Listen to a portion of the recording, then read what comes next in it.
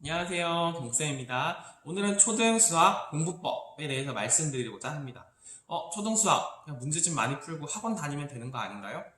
당연히 맞죠. 근데 저는 좀 설명드리고자 하는 바는 좀 아이가 수학을 최대한 좀 좋아하고 그래도 흥미를 유지하는 상황에서 좀 이렇게 쭉 나아가는 걸 바라고 있어요. 왜냐면 수학 공부 계속 해야 됩니다. 그리고 공부 시간이 타 과목에 비해서 많이 시간이 들어가요. 투자를 많이 하는 거죠. 그러니까 왜냐면 제일 어려워요, 사실. 그리고 제일 뭔가 문제는 진짜 최대한 많이 풀었는데 항상 모르는 문제가 꼭 나와요.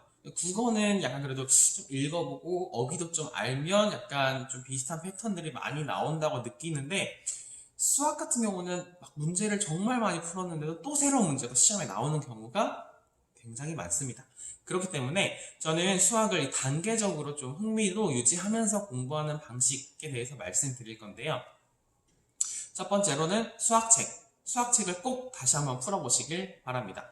수학책은 개념과 원리가 굉장히 효율적이고 접근하기 쉽게 설명이 되어 있기 때문에 그날 학교에서 배운 내용을 수학책 한 권을 더 구매하시거나 아니면 아이가 푼 수학책에 답을 가리고 다시 한번 풀어보시는 게 굉장히 큰 도움이 됩니다. 그리고 수학책 원리 문제가 되게 쉬워요. 그래서 자신감 키우는데도 굉장히 많이 도움이 됩니다. 수학은 자신감과 끈기예요.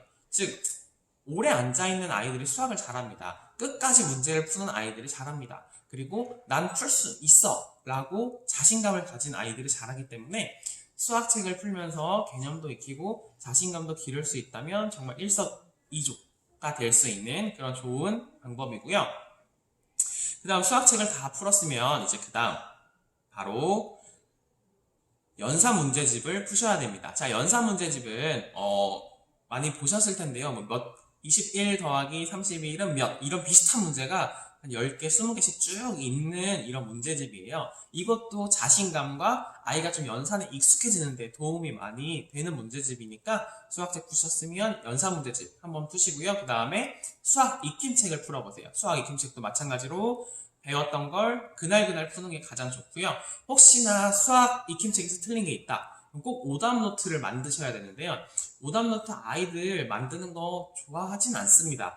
좋아하진 않지만 이 오답 노트를 해보는 과정이 있어야 노트 정리를 할 때 조금 더 수월하거든요. 즉 다른 과목, 제가 뭐 사회 노트 정리 중요성에 대해서 말씀드렸는데 수학도 오답 노트를 좀 써보셔야 좀 써봐야 이제 아이가 이제 두 가지가 있어요. 첫 번째, 틀리면 안 되겠다. 틀리면 안 되겠다라는 생각을 정말 많이 해서 좀 꼼꼼히 푸는 훈련이 되고요. 두 번째, 아이들이 문제를 이해 못해서 틀리는 경우가 많아요. 근데 다시 써보면 문제가 이해가 되거든요. 그러니까 다시 써보는 과정을 통해 자연스럽게 문제에 대한 이해도 되면서 문제를 써보면 또 풀이도 생각이 잘 나요. 그래서 그런 식으로 오답 노트는 꼭 한번 접근해 보시는 게 좋습니다. 근데 만약에 10문제를 풀었는데 8문제가 혹시나 틀릴 수도 있잖아요. 그때는 너무 많기 때문에 한 4문제, 5문제 정도 좀 이렇게 조율해서 적당히 하시는 걸 추천드리고요. 그 다음으로 마지막 단계는 당연히 문제집이겠죠. 자, 문제집은 일단 기본서 같은 기본 원리 관련된 문제집들이 많아요. 이런 문제집은 수학책과 비슷한 맥락인데요. 그래서 수학책은 약간 좀 더 풀어냈다면 문제집은 하나의 핵심 과정을 하나의 챕터에 담아놓은 경우가 많아요. 그래서 좀 더 집약되어 있는 거죠. 물론 그 수학책의 개념을 이해했다면 문제집의 개념을 이해하는데도 정말 아무런 큰 문제가 없습니다. 그렇기 때문에 수학 그 문제집에 있는 기본 원리를 익힌 다음에 기본 문제가 쭉 있잖아요. 그걸 쭉 해결하시고 그 다음에 뒤에 있는 실전 문제도 풀어보시고 기본서를 먼저 푸시는 걸 추천드리고 기본서를 다 했다 싶으시면 심화라든가 사고력 수학 이런 것도 있어요. 왜냐면 제가 왜 단계적을 말씀드리냐면 아이들에게 자신감이 굉장히 많이 성적에 좌우를 하는데요. 너무 어려운 문제집이나 두꺼운 문제집을 하면 아이들의 자신감이 떨어집니다. 제가 아까 말씀드렸죠. 수학은 자신감과 끈기인데요. 이 둘 다를 이렇게 둘 다 떨어질 수 있는 그런 문제가 있어요. 왜냐면 너무 어렵고 두꺼우면 하기 싫습니다. 기본적으로. 그렇기 때문에 아이들이 쉽게 접근할 수 있는 얇은 문제집과 기본서 위주로 접근해 주시고요. 이걸 정말 잘한다 싶으시면 그때 심화나 사고력 수학을 한번 해보시면 좋습니다. 또 수학은 보통 선행을 많이 하세요. 선행을 많이 하는데 선행이 좋나요? 안 좋나요? 물어보면 저는 대답드립니다. 좋을 수도 있고 안 좋을 수도 있죠. 언제 좋고 언제 안 좋냐? 지금 배운 수학을 다 아는 아이들이 있어요. 당연히 미리 배워도 상관없겠죠. 그냥 지금 걸 다 알기 때문에 더 배워도 돼요. 근데 안 좋은 아이들은 지금 내용도 정확하게 이해를 못 하는데 선행을 하는 아이들은 정말 수학을 정말 피하고 싶어집니다.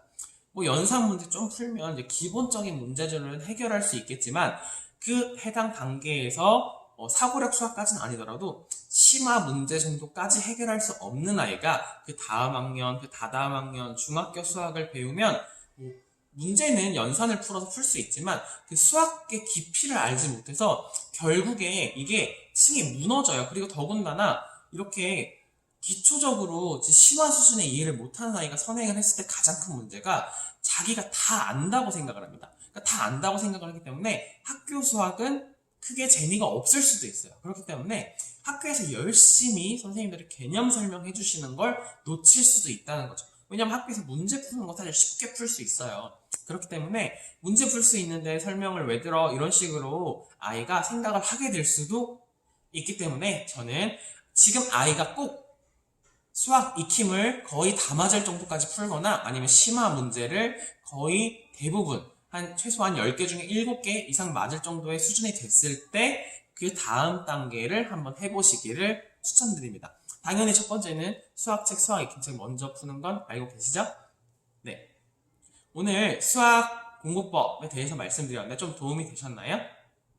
제가 좀 수학의 일반적인 것에 대해서 말씀을 드렸어요. 뭐 저학년은 당연히 수학 동화책 같은 거 읽으면 좋고, 중학년은 뭐 수학 이제 책, 수학 익힘책, 그리고 수학과 관련된 다양한 놀이 활동을 가족들과 하는 게 좋고, 고학년은 뭐 문제집, 수학 익힘책 위주로 접근하는 게 좋다. 이런 계열성에 대해서 말씀드린 게 아니라 수학에 대해 일반적인 걸 말씀드렸어요. 그래서 수학에 대해 좀 더 궁금한 점, 좀 더 알려드릴 점은 나중에 제가 좀 더 구체적으로 준비를 해서 말씀드리겠습니다.